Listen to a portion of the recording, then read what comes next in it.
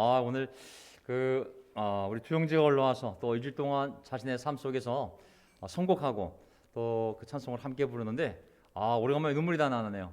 정말 이 가득 채운 이 교회를 가장 그 영광스럽게 하는 것이 찬양인 것 같아요.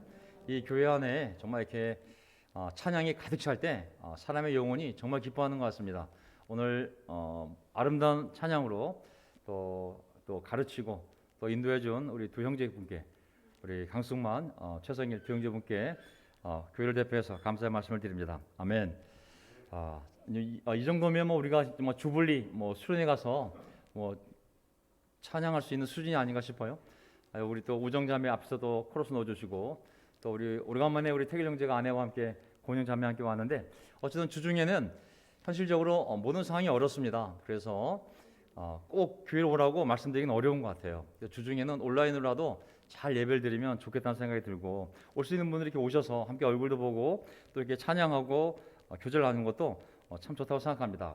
어디에 있든 어떤 방법으로든지 간에 마음이 뜨거워질 수만 있다면 그것이 가장 좋은 방법이 아닌가 싶습니다.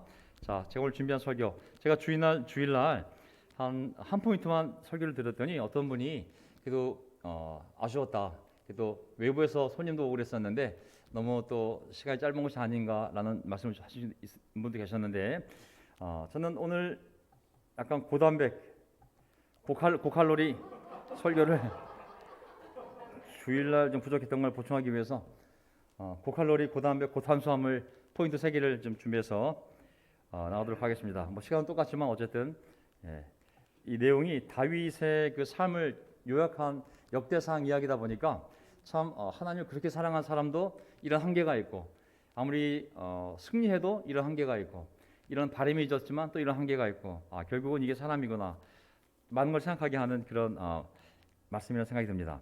자, 나왔죠? 자, 오늘 설교 제목, 내가 살 집을 네가 지어서는 안 된다. 야, 이거 어떤 사람이 아버지 제가 집 지어드릴게요 했더니 아버님이 됐다, 그냥 집은 네가 안 지어줘도 돼. 야, 이런 말 들으면 섭하지 않겠습니까?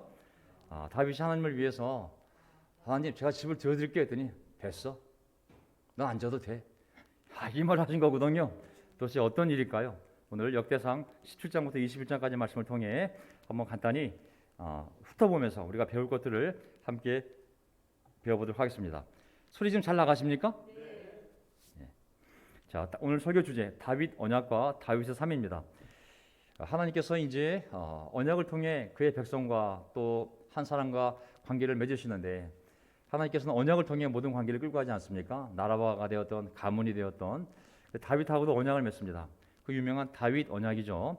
그래서 오늘 다윗 언약과 다윗의 삶이 그 언약을 토대로 해서 어떻게 흘러갔는지를 한번 살펴보면서, 우리도 하나님과 언약을 맺고 살지 않겠습니까? 예수님의 피로 언약을 맺으며 살아가는 거거든요. 우리의 삶은 어떻게 될지 한번 생각해 보도록 하겠습니다. 오늘 설교 요점은 3가지가 있는데요. 첫째는 다윗의 바램과 그 한계, 두 번째 포인트 다윗의 수많은 승리 그러나 그 한계, 그리고 세 번째 결국 다윗의 죄와, 다윗의 좀 한계죠, 한계. 하지만 하나님의 은혜, 그 한계를 뛰어넘는 하나님의 은혜에 대해서 한번 살펴보겠습니다. 자, 다윗의 바램과 그 한계를 볼까요? 여기 보면 역대상 17장 4절부터 시작하겠습니다. 아까 하셨던 말씀처럼 다윗이 이제 예언자 나단에게 얘기를 합니다. 나단인가 가신가, 갑자기 제가 앞을 헷갈렸네. 이제 내가 하나님의 집을 지금까지 성막을 통해서 출애굽할 때부터 시작해서 정말 지난 역사를 뒤돌아보면 모세가 출애굽해서 시내산에서 성막의 모형을 받아서 성막을 짓고 거기에 하나님을 모신 이후로 그 광야 40년 동안, 그리고 또 여리고 그 가나안 땅에 들어왔을 때, 요단강 건너 가나안 땅 들어왔을 때, 또 길갈에서 실로에서 또 블레셋의 법궤를 빼앗기기도 하고, 그리고 이제 최근에 자기의 왕궁에 이제 모시긴 했지만 아직까지도 천막 안에 계신 하나님을 생각하며 다윗이 안 되겠다, 이렇게 맨날 이동식 천막에 하나님이 계시다니, 나는 이 백향목 궁전에 살고 있는데 하나님은 벌써 몇백 년째, 정확하게 500년째, 거의 500년째 정말 이렇게 천막에 살고 계시니 내가 집을 주어 들어야지.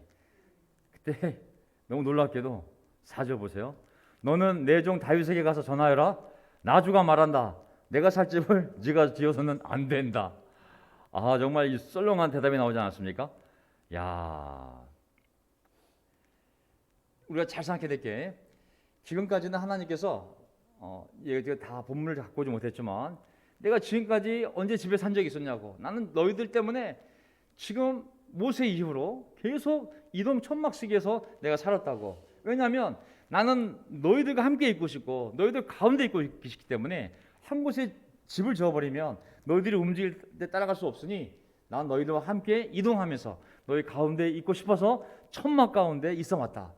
이제 뭘 굳이 날 위해서 네가 집을 지어주려고 그러냐. 집을 짓더라도 너는 안 된다라고 말씀하신 거거든요. 자, 여기 봅시다. 10장 7절. 나 망군의 주가 말한다. 양떼를 따라다니던 너를 목장에서 데려다가, 너 정말 목동이었다고, 아주 허접한 목동이었다고, 내 백성 이스라엘의 통치로 삼은 것은 바로 나다. 나는 네가 어디로 가든지 언제나 너와 함께 있어서 너의 모든 원수를 너희 앞에서 물리쳐 주었다. 나는 이제 너의 이름을 이 세상에서 가장 위대한 사람들의 이름과 같이 빛나게 해주겠다. 정말 다윗에 대해서 그 하나님께서 그를 선택하시고 얼마나 놀랍게 복을 주셨는지를 다 설명하시는 거잖아요. 네가 정말 아무것도 아닌 목동이었지만 내 주권으로 너를 선택하고, 너희 형이 6명 있었지만 너를 선택하고, 또 사울 왕이 있었지만 너를 선택하고, 너를 이스라엘의 왕으로 삼아서 정말 지금까지 너에게 놀라운 승리를 준 분이 바로 나다. 다시 한번 다윗의 삶을 상기시키면서, 자, 9절. 이제 내가 한 곳을 정하여 거기에 내 백성 이스라엘을 심어 그들이 자기의 땅에서 자리 잡고 살면서 다시는 옮겨 다닐 필요가 없도록 하고, 이전과 같이 악한 사람들에게 억압을 받는 일도 없도록 하겠다. 자, 이게 보게 되면, 자, 지금까지는 계속 이스라엘 백성들이 돌아다니며 살았는데, 이제 내가 한 곳을 딱 정해서 그 정한 곳에서 거기를 중심으로 이스라엘 백성들이 정착하며 살게 해주겠다고. 더 이상 외세 침입을 받아 이리 옮기고 저리 옮기고 살 필요 없이 내가 한 곳을 딱 정하면, 내가 그곳에 먼저 머물면 너희가 주변에 거기 살면서 더 이상 옮겨 다닐 필요가 없도록 하고, 이제 평화 가운데 너희가 잘 살 날이 올 거라고. 그때 그 평화가 오고 너희 삶이 안정이 되었을 때, 그때 내 성전을 지으라고. 잘 보세요.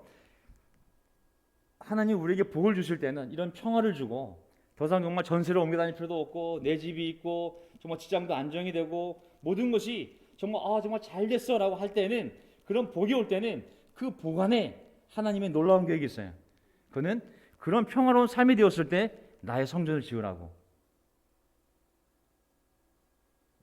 하나님은 우리에게 축복을 주었을 때 그 축복 안에 하나님의 영광을 위한 계획을 함께 가지고 있음을 항상 기억합시다. 아멘. 우리가 받은 축복 안에 우리를 통한 하나님의 놀라운 나라의 계획이 담겨 있어요. 자, 그래서 17, 10절. 이제는 내가 내 백성 이스라엘에게 사사들을 세워준 때와는 달리 내가 너의 모든 적을 굴복시키겠다. 그뿐만 아니라 나 주가 너의 집안을 한 왕조로 세우겠다는 것을 이제 너에게 선언한다. 이게 그 유명한 다윗 언약이잖아요. 자, 무슨 말이냐면, 너만 왕으로 세운 것이 아니라 네 몸에서 나오는 아들들을 계속 왕으로 세워서 왕조를 만들겠다고. 왕조.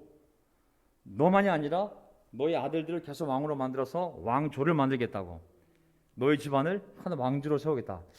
참 놀라운 것은 뭐냐면, 다윗이 하나님께 집을 지어드리려고 하니까 하나님이 다윗뿐만 아니라 다윗의 후손들을 위한 집을 지어주고 있잖아요. 놀랍지 않습니까? 우리가 하나님을 위해서 하나님의 집을 지으려고 할 때 하나님께서는 네 마음이 참 놀랍다. 나도 너에게 집을 지어줄게. 근데 그 집은 너만이 아니라 너의 후손들도 다 잘 살 수 있는 집이야. 그 말씀과 똑같은 거잖아요. 한 왕조로 세우겠다는 것은 정말 그 대대손손 정말 안정된 집에서 그 나라를 다스리게 해주겠다는 말씀이잖아요. 전 이걸 보게 되면 결국 우리가 하나님을 위해서 하는 모든 것은 결국 우리에게 돌아오는구나.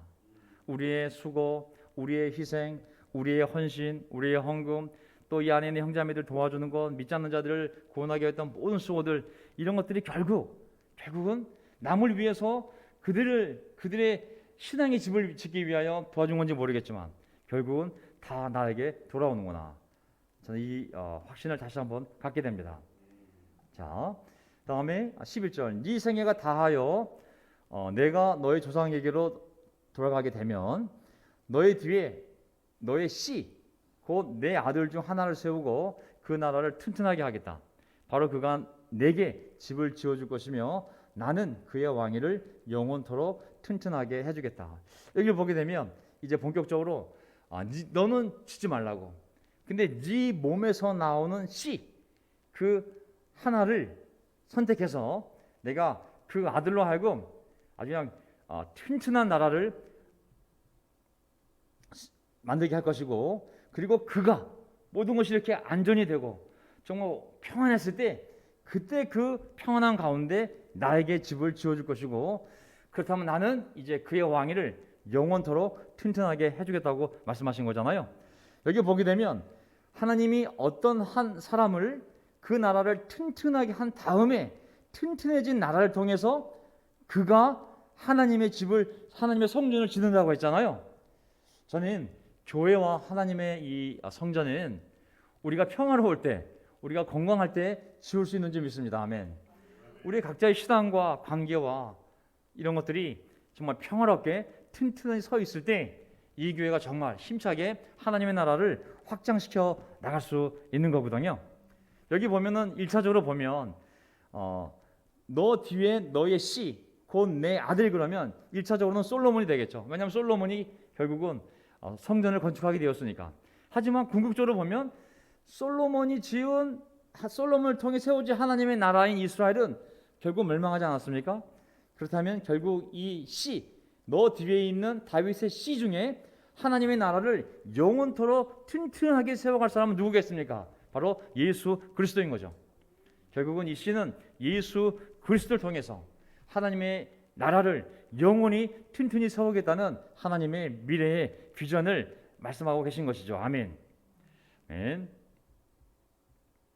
자, 그 다음에 13절, 나는 그의 아버지가 되고 그는 나의 아들이 될 것이다. 내가 너의 선임자에게서는 내 총애를 거두었지만 사울 왕에게서는 그에게서는 내 총애를 거뒀지만 너의 아들에게서는 내 총애를 거두지 아니하겠다. 오히려 내가 그를 내 집과 내 나라 위에 영원히 세워서 그의 왕위가 영원히 튼튼하게 서게 하겠다.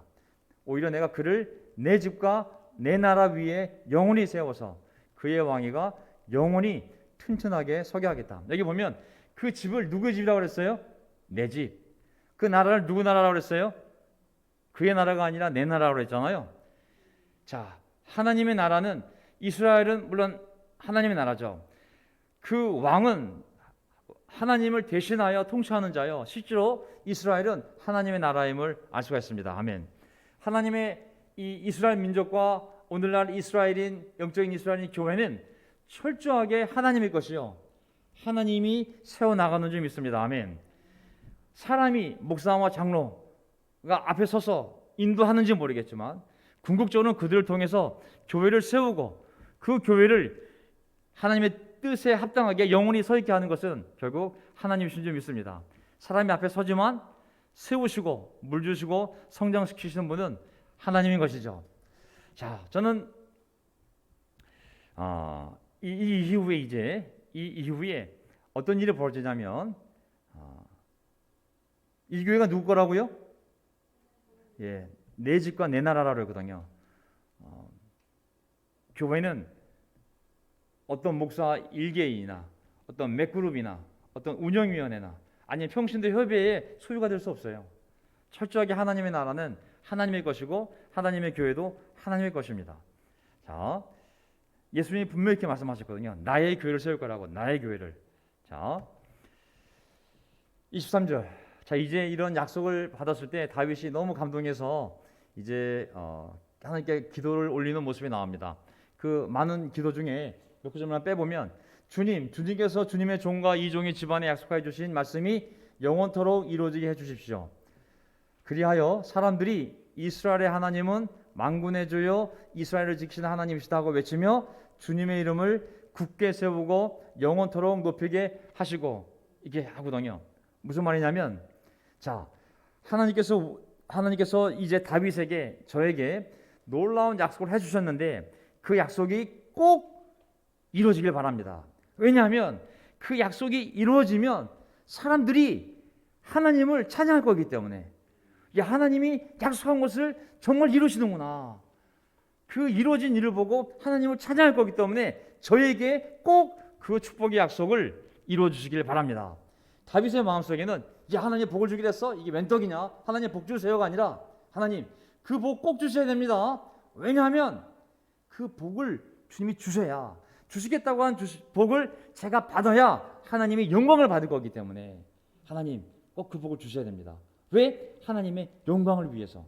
이 다윗의 이 말들을 보면 항상 이 머릿속에 하나님이 우선이에요. 하나님이 중심이고 하나님의 영광을 위해 영광이 꽉 차 있어요. 하나님이 중심이 되어 있고 하나님이 우선이 되어 있고 그것이 하나님의 영광이 되는 것이 항상 머릿속에 가득 차 있기 때문에 사고방식 자체가 이렇게 흘러가는 걸 볼 수가 있습니다.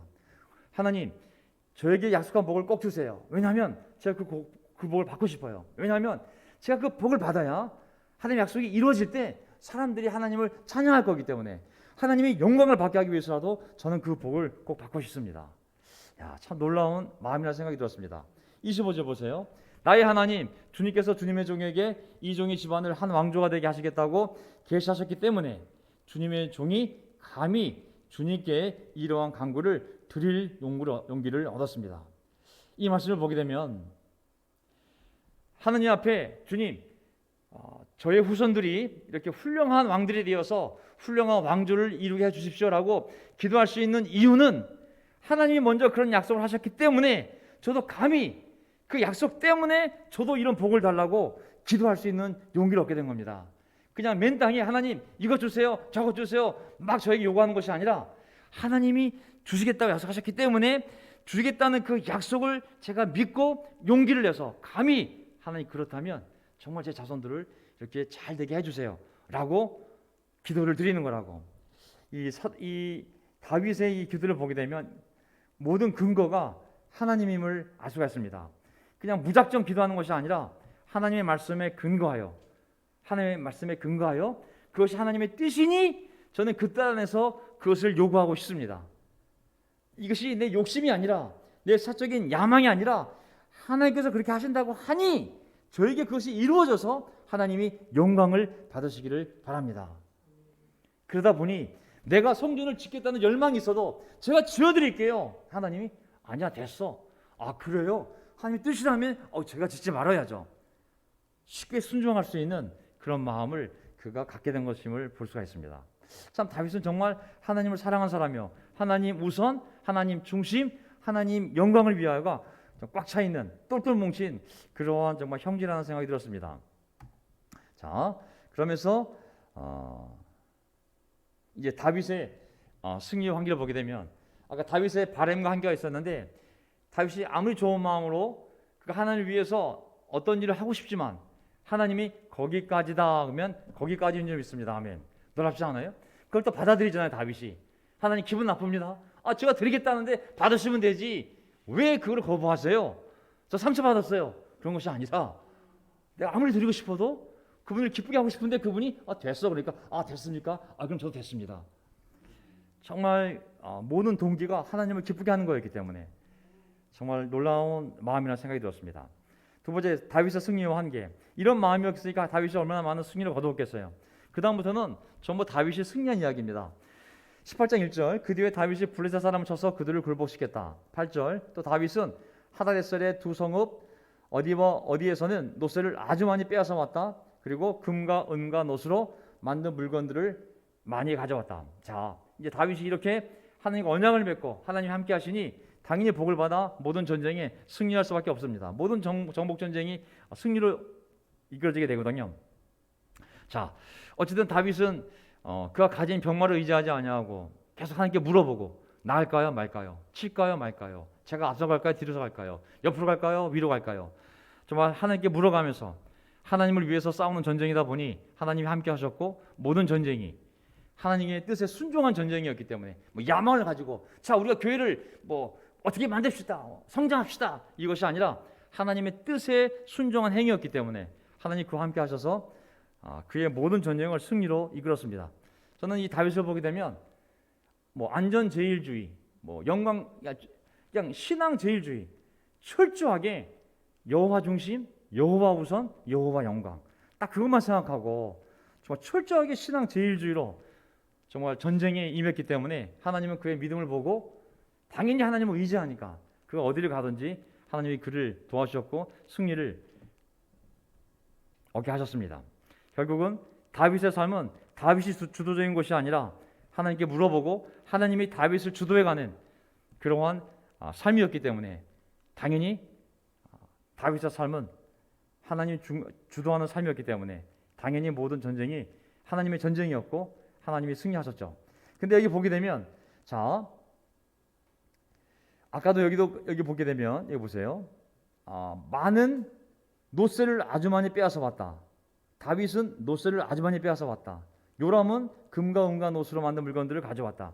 왜 이렇게 금과 은과 노스를 많이 가져오고 싶었을까요? 그 목적이 분명하지 않았을까요? 다윗이 사치스러워서 그런 것이 아니라 하나님의 집을 자기는 못 짓지만 그 다음 때인 솔로몬이 지을 수 있도록 그는 분명한 목적, 그것을 가져와야 할 목적이 분명했던 것이죠. 이것을 다 가지고 와서 내 아들 때에 성전을 지을 때 내가 아들이 잘 지을 수 있도록 내가 많은 노새를 준비해야지. 성전을 지으려면 금도 필요하고 은도 필요하고 노새도 엄청 필요한데 분명한 목적의식이 생기지 않았겠습니까? 18장 11절 다윗 왕은 이것들도 따로 구별하여 에돔, 모압, 암몬 사람, 브레자 사람, 아말렉 등 여러 민에서 가져온 은, 금과 함께 주님께 구별하여 바쳤다. 여기 보게 되면 다윗은 이제 마음속에 하나님의 집을 짓고자 하는 그런 분명한 목적이 있었기 때문에 이제 전쟁의 목적도 분명한 것이죠. 거기서 전리품이 생기면 하나님의 집을 짓기 위하여 분명한 목적을 가지고 그 재산을 모았지만 그냥 재산에 대한 탐욕이 아니라 이걸 모아서 내 아들이 하나님의 집을 지을 수 있도록 단순한 물질에 대한 탐욕이 아니라 영적인 분명한 목적을 가지고 그의 재산들, 그런 전리품들을 챙겨왔음을 볼 수가 있습니다. 19장 넘어가게 되면 다윗은 이 소식을 듣고 요압에게 전통 부대를 맡겨서 이제 또 전쟁이 벌어졌는데 큰 전쟁이 벌어졌어요. 9절 암몬 사람도 남아서 성문 앞에서 전열을 감췄으며 도우러 온 왕들도 각각 들녘에서 전열을 갖추었다. 이거는 19장을 넘어가게 되면 이제 암몬 왕과의 이제 전쟁이 벌어지게 되는데 어떤 오해에 의해서 전쟁이 벌어지게 되는데 이것도 하나님의 섭리겠죠. 그 암몬 왕이 이제 다윗의 심기를 건드린 줄 알고 불안해지니까 시리아뿐만 아니라 여러 왕들에게 사신을 보내서 함께 싸우자고 연합군을 만들게 됩니다. 그러나 유다는 혼자고 지금 암몬과 전쟁이 붙었는데 암몬 왕이 주변에 있는 강대국들을 다 모아서 연합군과 다윗이 싸우는 대결이 된 거거든요. 자, 어떤 일이 벌어지냐면 이제 다윗이 나가기 전에 먼저 그의 군대 대장인 요압에게 이렇게 먼저 보내고 나서 요압이 그 동료 자기 동생들 대장들에게 이렇게 얘기합니다. 시리아 군대가 나보다 강하면 네가 와서 나를 도와라. 그러나 암몬 군대가 너보다 강하면 내가 너를 돕겠다. 서로 맡은 군대가 틀린데 한쪽이 강하면 그쪽을 도와주자고, 서로 돕자고. 13절 용기를 내어라. 용감하게 싸워서 우리가 우리 민족을 지키고 우리 하나님의 성읍을 지키자. 주님께서 좋게 여기시던 대로 이루어 주실 것이다. 자, 연합군과 싸우러 나갈 때 연합군의 동기부여와 이 다윗 군대, 이 요압 장군의 이 동기부여를 보게 되면 더 강력함을 알 수가 있습니다. 자, 이 협력이 이루어지는데 지금 다른 장군들과 협력이 이루어지는데 두려움 때문이 아니라 강력한 동기를 갖고 있어요. 어떤 동기가 있냐면 용감하게 싸워서 우리 민족을 지키자. 그리고 이 성읍은 우리 것이 아니라 하나님의 성읍이라고. 어떻게 하나님의 성읍을 이방인들에게 뺏길 수 있겠냐고. 강력한 동기, 고귀한 명분과 목적이 분명히 있지 않습니까? 그리고 마지막에 보세요. 주님께서 좋게 여기시는 대로 이루어 주실 것이다. 여호와 신앙이 또 분명하잖아요. 자, 우리가 이 전쟁을 싸우는 것은 더 재산을 갖기 위한 것도 아니고 그냥 재산을 지키는 것이 목적이 아니라고. 그냥 생명이 아까워서 우리가 싸우는 것이 아니라고. 우리의 싸움은 하나님의 백성인 이 민족을 지키고 그리고 하나님의 도시인 이 성읍을 지키는 것이라고. 하나님이 우리랑 함께하고 있다고. 강력한 싸움의 동기와 명분과 그리고 목적이지 않습니까? 그러니 이렇게 싸우는 자하고 그냥 숫자적으로 연합된 것하고 누가 이기겠습니까? 저는 우리 삶의 명분과 목적, 동기가 굉장히 중요하다고 생각합니다. 영적인 싸움에서 우리의 이 싸움의 동기, 도대체 무엇을 위해서, 어떤 것을 얻자고, 명분과 목적이 무엇인가? 그것이 분명하다면 이 제자의 삶에 힘이 있지만 그런 부분이 약하다면 영적인 싸움에서 우리의 싸움의 힘이 한계가 있지 않을까요? 우리랑 마귀랑 대항해서 싸울 때 여기에 오는 목적, 우리가 선한 일을 하는 목적, 또 예배 드리는 목적, 교제하는 목적, 그런 부분에 있어서 그런 동기와 목적이 분명하다면 오히려 힘이 날 것이고, 그렇지 않다면 내가 보기에는 할수록 지치지 않을까 싶습니다. 저는 우리 이 싸움에, 마귀랑 대항해 싸우는 이 싸움에 정말 이런 강력한 동기와 분명한 명분을 가지고 우리의 영적인 싸움을 만들어 갈 때 우리가 힘이 날 것 같아요. 예를 들면 좀 어떤 교회를 세울 때 그 목사의 개인적인 야망이라면 그것은 그 사람의 그냥 야망 아니겠습니까? 하지만 정말 이런 용기를 가지고 자, 우리가 연합합시다. 이 싸움은 우리가 뭐 누가 더 빨리 성장하나, 얼마나 빨리 교회를 많이 세우나, 뭐 그냥 무슨 뭐 야망과 비전을 가지고 뭐 사람들 세우고 뭐 이런 뭐 놀이가, 영적 놀이가 아니라 정말 이 우리 민족을 복음화시키고 정말 우리가 연합되었을 때 정말 그런 분명한 영적인 목적이 있을 때 네가 약하면 내가 도와줄게, 내가 약하면 네가 도와줘, 너의 세력은 내 세력이고 내 세력은 너의 세력이지. 이야, 정말 그러한 강력한 이런 연합된 힘은 우리 안에 그런 영적인 목적이 분명할 때, 영적인 동기가 분명할 때 더 이러한 강력한 힘을 우리가 만들 수 있는 것이죠. 각 개개인 교회가 개인적인 각 교회 야망이라면 그냥 네가 와서 나를 도울 이유도 없는 거죠. 내가 가서 너를 도울 이유도 없는 거고, 넌 너대로 열심히 해라, 난 나대로 열심히 할 테니까. 그러한 교회의 수준이라면 결국은 금방 한계가 오지 않을까요? 어쨌든 지금 이 우리의 교회를 생각해봐도 정말 이런 관계를 만들기 위해서 시리아 군대가 나보다 강하면 네가 와서 나 도와달라고, 하지만 암몬 군대가 나보다 강하면 내가 널 돕겠다고, 우리 함께 연합해서 용감하게 싸우자. 이게 정말 우리 형제자매들 지키고 우리 부모님을 지키고 우리 자녀들을 지키고 그리고 하나님의 몸인 이 교회를 지키는 거라고. 하나님 우리랑 함께 하신다면 뭐가 두렵겠냐고. 이런 놀라운 영적 싸움을 우리가 만들어가기 위해서 지금 이 모든 어려운 시간을 겪고 있는 줄 믿습니다. 결국은 연합군이 도망가요.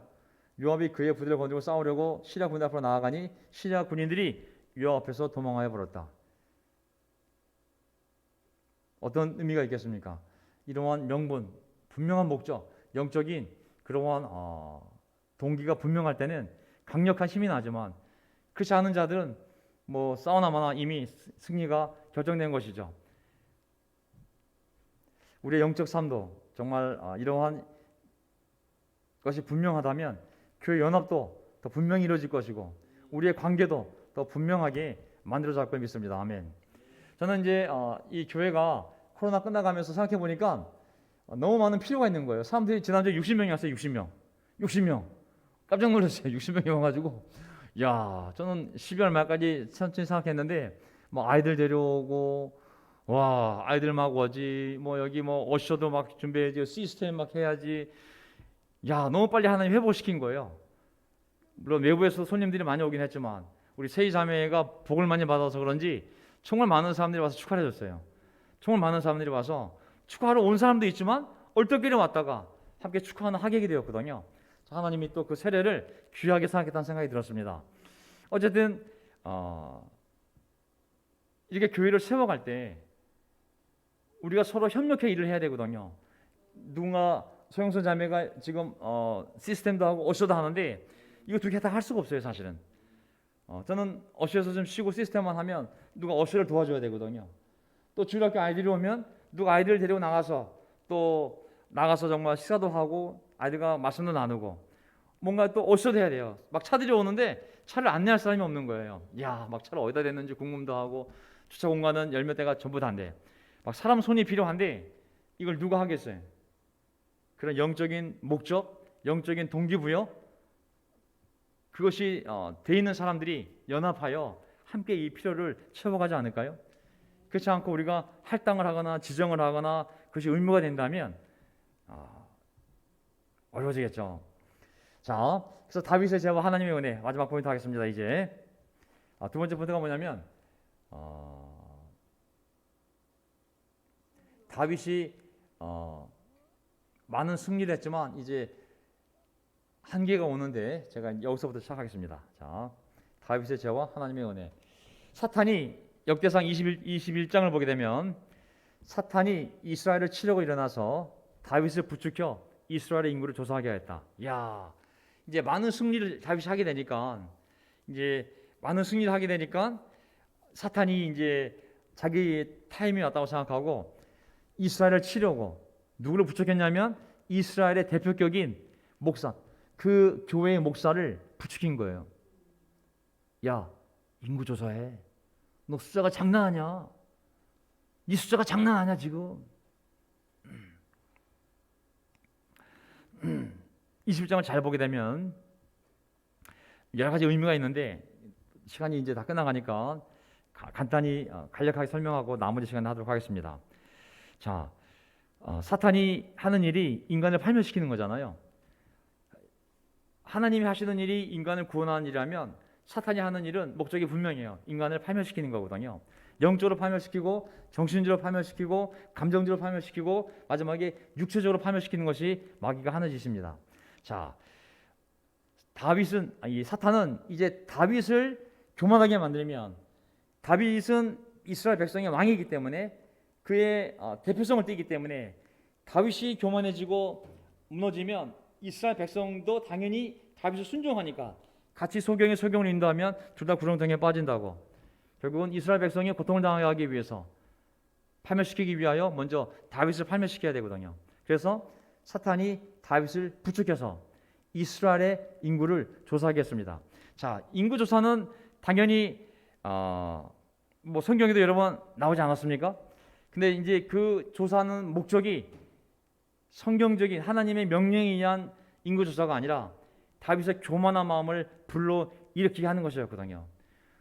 인구조사를 해보면 지금까지는 여호와 중심, 여호와 우선, 여호와 영광을 위하여 모든 것을 물어보고 자기가 가진 병마를 의지하지 아니하고 하나님께 물어보고 하나님이 함께해서 하나님의 힘으로 승리하는 것이 다윗의 승리 방정식인데 어느 순간 계속 성공하다 보니까 다윗의 마음속에 어떤 게 들었겠어요?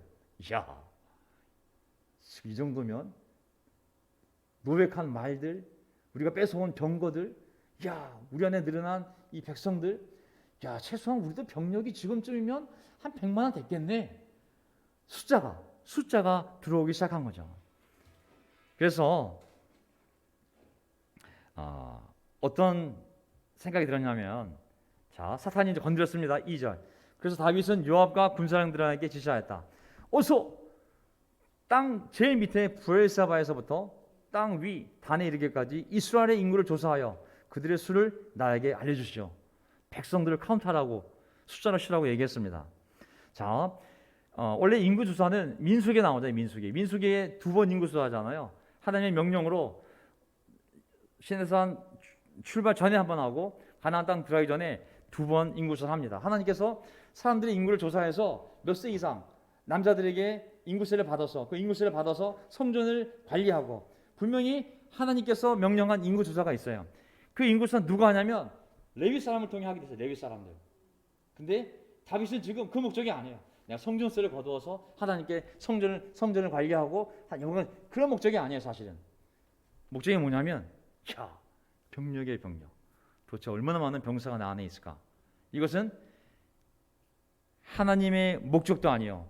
방법도 하나님의 방법이 아닌 거거든요. 누구한테 명령하냐면 군사령관들에게 지시합니다. 빨리 너희들 가서 직접 조사를 나한테 알려달라고. 자, 3절 그러자 요압이 말했다. 주님께서 그의 백성을 지금보다 100배나 더 불어나게 하여 주시기를 원합니다. 하나님의 백성을, 높으신 임금님, 백성 모두가 다 임금님의 종들이 아닙니까? 그런데 어찌하여 임금님께서 이런 일을 명하십니까?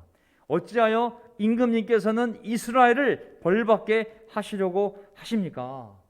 분명히 인구조사는 하나님이 하지 말라고 명령하신 건데 왜 갑자기 모든 게 다 풍성한데 이미 이 많은 영광을 거둬들였는데 이 많은 백성이 이미 있는데 왜 굳이 하나님의 뜻을 거스려서 인구조사를 해서 하나님의 벌을 백성들이 받게 하려고 하냐고. 당신이 왕이기 때문에 당신이 죄를 지으면 이스라엘 백성들이 벌을 받을 게 아니냐고.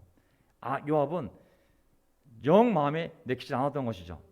그 목적이 하나님의 명령이 아닌 줄 알았기 때문에, 당연히 군사적인 목적이었기 때문에 자기의 왕권을 과시하고 확인하고 그리고 강화시키기 위한 거였기 때문에 하나님의 영광이 아니라, 지금까지 여호와 우선, 여호와 중심, 여호와 영광이었지만 지금은 내 야망이 우선이요, 내 야망이 중심이요, 나의 영광을 위해서 이 작업을 시작한 거거든요. 어떤 일이 벌어졌을까요? 그러나 요압은 더 이상 왕을 설득할 수 없었으므로 말을 안 들었어요. 온 이스라엘을 두루 다닌 다음에 예루살렘으로 돌아왔다. 요압이 다윗에게 백성의 수를 보고하였다. 칼을 빼서 다룰 수 있는 사람이 몇 명이라고. 원래 인구수의 목적은 칼 잘 쓴 사람을 조사하는 것이 아니라 백성의 숫자, 성전세를 낼 수 있는 숫자, 하나님이 확인해 보라고. 근데 이들은 군 출신들이기 때문에 칼을 다룰 수 있는 사람만, 내가 전쟁 병력이 몇 명인지 확인할 수 있는 그런 숫자를 확인해서 보고하게 된 거거든요. 전 이걸 보게 되면 두 가지 여러 가지 마음이 있어요. 요압이 다윗에게 그 명령을 받고 이 명령은 영적인 것이 아니라고, 이렇게 하면 안 됩니다 라고 한 번이 아니라 두 번이 아니라 끝까지 고집했더라 하면 다윗이 죄를 짓지 않았겠죠. 백성들이 죽어나가지 않았겠죠.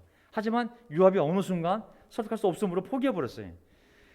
하나님을 두려워하기보다는 그 왕을 더 두려워한 것이죠. 하나님을 기뻐하기보다는 그 왕을 더 기쁘게 하려고 했던 것이죠.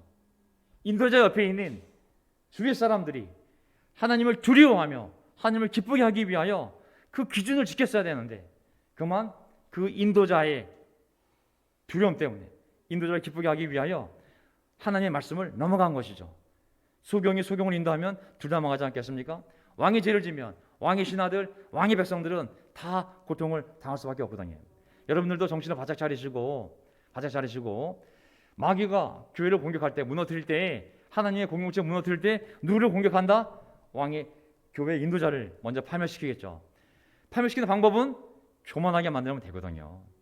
그 교회의 인도자를 교만하게 만들면 당연히 그 파멸된 영혼이 얼마나 많은 말과 행동으로 그 교회를 무너뜨리겠습니까? 그래서 우리도 조심해야 됩니다. 하나님의 말씀의 기준을 가지고 베레아 사람처럼 그 말을 잘 판단해 하셔야 돼요. 제가 아무리 강력한 확신 있는 설교를 할지라도 꼭 말씀을 확인해 보시고, 또 하나는 많은 설교를 들으세요. 다양한 설교를. 영어가 되시는 분들은 미국에 있는 목사 장로들 설교를 들으세요. 그리고 다양한 설교를 들으세요. 명동의 설교는 꼭 듣고 그래 비교가 되지. 그것만 들으면 다른 교회 교인 된다 잘못하면. 그래서 제 설교에는 그래도 그리스도의 교회 신학, 말씀에 대한 주석, 그리고 내가 속한 공동체에 대한 그러한 확신을 전제하고 있잖아요. 근데 너무 다양한 설교를 또 들어버리면 나중엔 내 가족이 어딘지, 내 공동체 누군지 헷갈리다가 어느 순간 저기 나가 계신 분이 계실 수가 있어요. 그래서 저는 여러분들에게 부탁하고 싶은 건 뭐냐면 다양한 설교를 들어라. 어떤 설교를 듣는지 간에 그 목사의 말을 분별해라. 분별. 그게 사람의 말인지 하나님의 말씀을 올바로 해석하는 건지를 왜 우리가 분별 못하겠어요? 사도 바울의 설교도 베레아 사람들은 집에 가서 다시 상고하였다 그래요. 상고하니 그의 말씀이 옳아서 믿은 거잖아요. 그의 말이 논리적이라서, 그의 주장이 멋있어서, 그의 열정이 좋아 보여서가 아니라 그가 한 말이 하나님의 말씀과 일치하기 때문에 그걸 믿은 것이 우리의 신앙이 돼야지, 그 사람 설교가 좋아서 우리 신앙이 만들어진 건 아니잖아요. 그래서 우리가 조심해야 됩니다.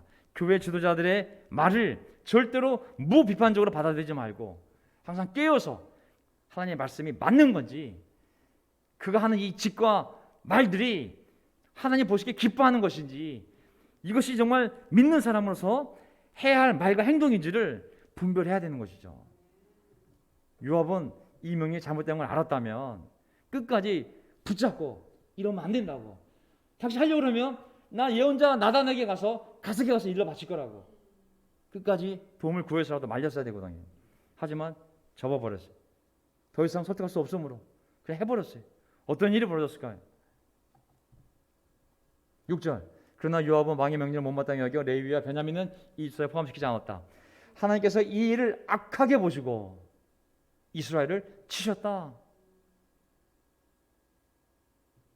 왜냐하면 그 인구 조사는 끝까지 하나님을 의지하기보다는 어느 시점에선가 내 숫자를 카운트하고 자기 능력을 확인해보고 과시하고 자기가 가진 숫자에 의지하려는 불신앙이었던 거거든요.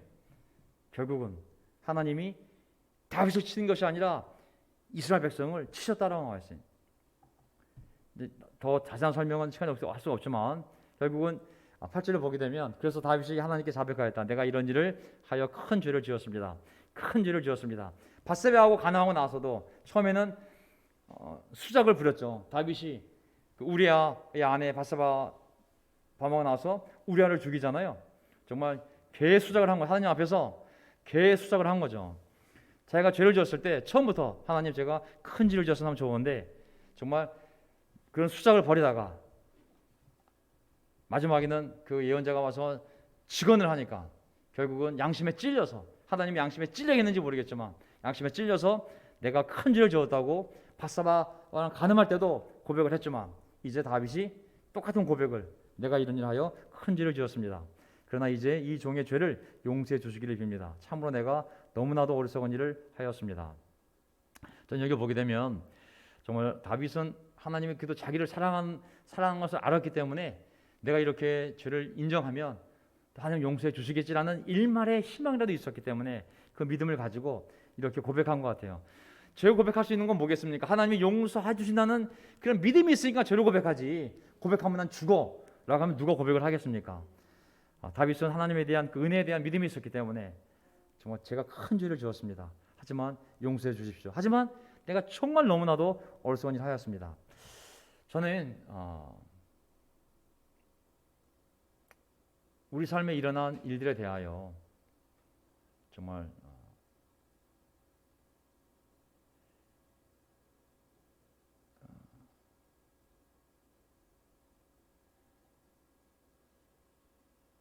이러한 마음을 가지고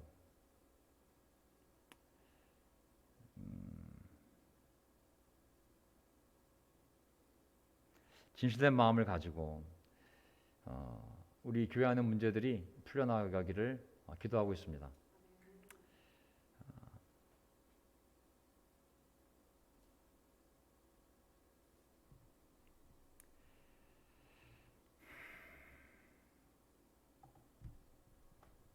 (14절) 그래야 주님께서 이스라엘에 전염병을 내리시니 이스라엘 사람이 7만 명이나 쓰러졌다.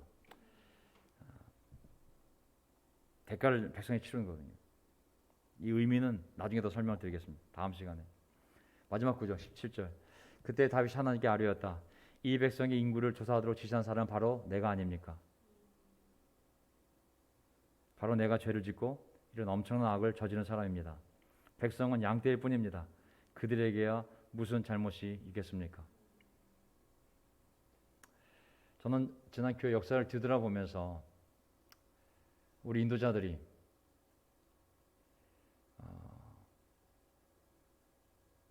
자신을 보호하기 위하여 사람들을 앞에 내세워 방패막이로 쓰지 않고 처음부터 지시한 사람은 바로 납니다. 바로 내가 죄를 짓고 이런 엄청난 악을 저지른 사람입니다. 백성들은 양떼일 뿐, 그들은 아무것도 모릅니다. 우리가 말하는 대로 다 믿을 수밖에 없습니다. 그들은 순수한 양떼이기 때문에 그들에게 무슨 잘못이 있습니까? 하나님, 나를 치시고 내 집안을 치시고 백성에게서 전염병을 거둬주십시오. 이런 고백이 나올 때 한국교회의 이 분열과 혼란이 다 끝날 줄 믿습니다. 오늘 설교 제목, 내가 살 집을 네가 지어서는 안 된다. 다윗 언약과 다윗의 삶에 대해서 오늘 말씀을 나눴고요. 세 가지 포인트가 있었는데 다윗이 하나님에 대해서 간절한 바람이 있었지만 하나님을 위한, 하지만 하나님이 아니야 거기까지 안 해도 돼 했을 때 다윗은 기꺼이 그 하나님의 주권을 인정하고 그리고 자기 다음 세대가 그 일을 할 수 있도록 열심히 산 모습을 보게 됩니다. 때로는 우리의 바람이 다 이루어지지 않더라도 하나님께서 됐어라고 한다면 왜 됐어요? 라고 말하는 것이 아니라 하나님 그러시군요. 그럼 제가 다른 방법으로 열심히 살겠습니다. 라고 우리의 마음을 겸손하게 만들어야 될 것 같습니다.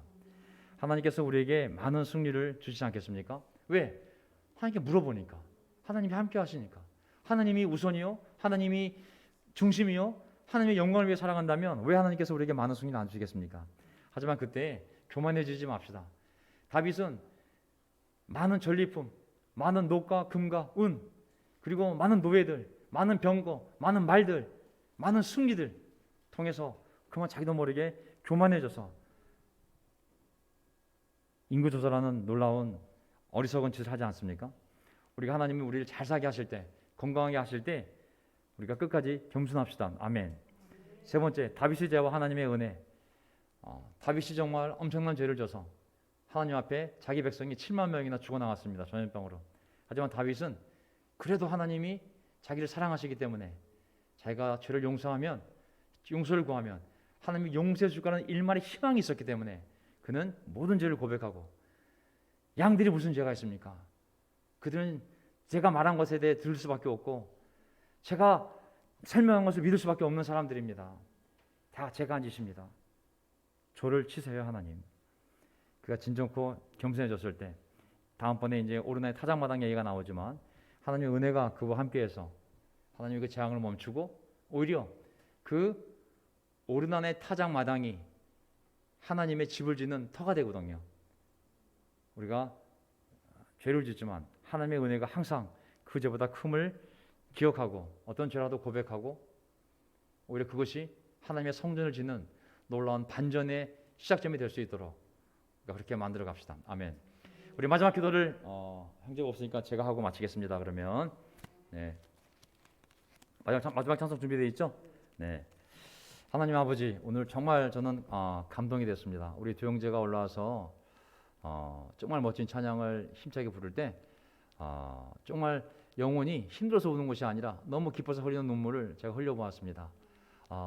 제 영혼은 그런 찬양을 너무 좋아하고 정말 하나님을 높이는 예수 그리스도 나의 구주, 정말 그런 찬송을 부를 때 내 영혼이 얼마나 기뻐하는지를, 얼마나 감동을 받는지를 오늘 다시 한번 보게 되었습니다. 아버지 하나님, 이 교회가 다시 한번 평화 가운데 우리 영혼들이 다 모여서 하나님을 기쁘게 찬양하며 우리 영혼들이 너무 기뻐서 눈물을 흘릴 수 있는 그런 영광스러운 날들이 속히 오기를 또 간절히 기도합니다. 오늘 다윗의 삶을 봤습니다. 하나님, 다윗이 하나님을 사랑하는 마음이 너무 놀랍습니다. 정말 너무 놀랍습니다. 하나님, 그 다윗의 마음을 닮아가고 싶습니다. 하지만 다윗이 정말 그런 놀라운 하나님의 은혜 가운데 속에서 실수를 했을 때, 죄를 저질렀을 때 그가 모든 것을 자기의 죄로 받아들이고 하나님 앞에 그 죄의 용서를 구했던 그 믿음을 저희 모두 갖기를, 또 제가 갖기를 간절히 바랍니다. 하나님, 어떤 죄를 져도 하나님은 저희랑 언약을 맺으시고 십자가 언약을 맺으시고 우리의 모든 죄를 용서하시겠다고 하셨습니다. 때로는 그 죄 대가를 제가 치를 수 있지만 하나님은 저를 용서하시고 그리고 그 용서한 시점에 하나님의 성전을 다시 세워갈 수 있는 놀라운 기적을, 반전을 주님이 이루어가시는 줄 믿습니다. 우리 형제자매들 어떤 상황이든지 간에 그런 은혜로운 하나님을 바라보며 지은 죄가 있다면, 또 마음속에 있는 무거운 짐이 있다면 내려놓고 고백하고 정말 그곳에서 하나님의 은혜를 입고 놀라운 삶의 변화와 하나님의 복을 받을 수 있는 저희들이 되기를 간절히 바라오며 우리의 주님이신 예수 그리스도 이름으로 기도합니다. 아멘.